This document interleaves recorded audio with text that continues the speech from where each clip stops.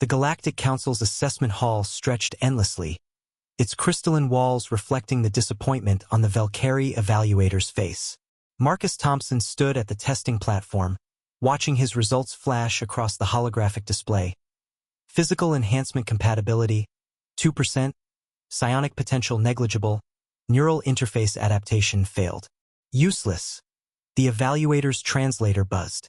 Its tentacles rippled with what Marcus had learned was their species' equivalent of a dismissive shrug. Report to Agricultural Support Division. Next candidate. That was 3 years ago. 3 years before humanity learned the Galactic Council's greatest weakness wasn't their technology or their numbers. It was their inability to understand that humans didn't need to be enhanced to be dangerous. Marcus now stood on the bridge of the Persistence, Earth's flagship, watching 57 vessels maintain perfect formation through the Kepler asteroid field. No enhanced reflexes guided their movements. No psionic communication coordinated their tactics. Just human stubbornness, encrypted quantum radios, and the kind of tactical thinking that came from a species that had spent its entire evolution finding ways to kill things bigger and stronger than itself. Admiral, the Valkyrie Third Fleet is requesting our withdrawal from the disputed zone, Lieutenant Rodriguez announced, her fingers dancing across analog controls the aliens considered primitive. They'd never understood why humans still used manual backups for everything. Marcus smiled, the kind of expression that would have meant nothing to the council races but sent his crew into high alert. Signal the fleet. Execute pattern Wolfpack 7. The human vessels scattered like seeds on the wind, each ship's trajectory seemingly random. The Valkyrie commander, enhanced with perfect tactical processing, analyzed their movement and found no pattern, because there wasn't one.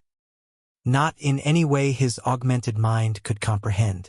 Human chaos was its own strategy. Sir, the Valkyrie are pursuing our scattered units, Commander Johnson reported, his scarred face. Another thing the council found primitive, that humans didn't always repair their damage, breaking into a grin. Now, Marcus ordered. 57 ships fired simultaneously. Not at the Valkyrie fleet, but at the asteroids around them. The council's shields were perfect against energy weapons, impervious to projectiles. But they'd never considered what would happen when humans turned space itself into shrapnel.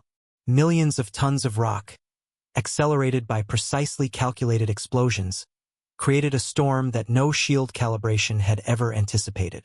The Valkyrie Third Fleet, with all their enhancements and superiority, found themselves facing humanity's oldest friend, chaos weaponized. Admiral, they're requesting terms, Rodriguez said, disbelief coloring her voice. Marcus remembered standing in that assessment hall, deemed worthless by creatures who measured strength in quantifiable enhancements. They'd never understood that humanity's greatest enhancement was already built in. The ability to look at an impossible situation and ask, but what if we tried this? Tell them they can withdraw, Marcus said, then added, and send a message to the council. Tell them their evaluation process might need updating. The bridge erupted in laughter, another sound the aliens never quite understood. How could a species find joy in conflict? How could they turn fear into determination, weakness into cunning? The answer was simple, though no amount of enhancement would help the council understand it. Humans had spent 200,000 years on a planet that tried to kill them with weather, predators, disease, and each other.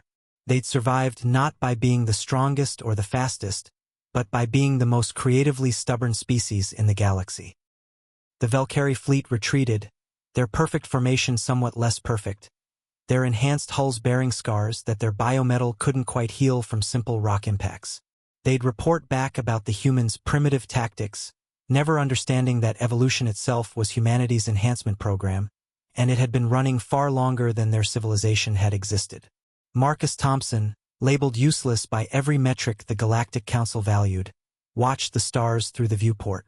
Somewhere among them, other primitive species were probably being evaluated, sorted, and dismissed.